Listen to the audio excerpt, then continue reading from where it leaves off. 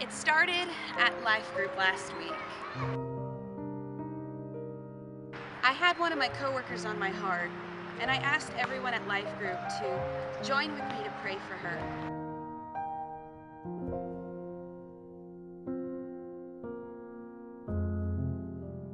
As I began to start planting seeds with her, and as our church joined to pray, God had given me a word.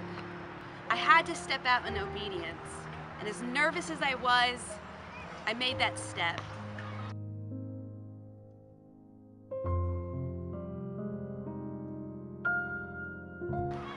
I connected with her at a lunch break this past week and just began to share with her what God had told me.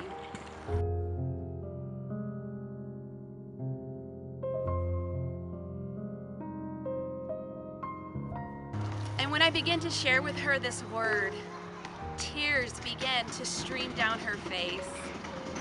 And she says, "You have no idea." And I gave her the word. I wrote it on a piece of paper so she could have it.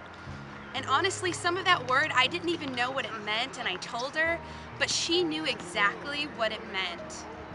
So later that night, I was on Facebook, and I saw a post that she had put on Facebook.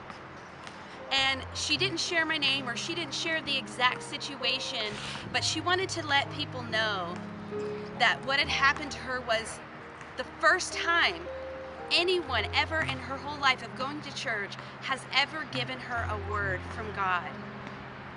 She was having trouble believing. In fact, her faith was very weak to the point where she wasn't in belief.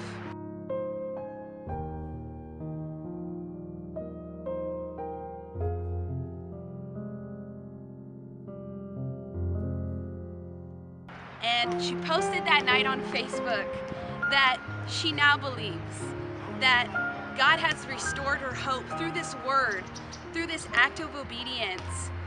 And now she believes, and now she has hope.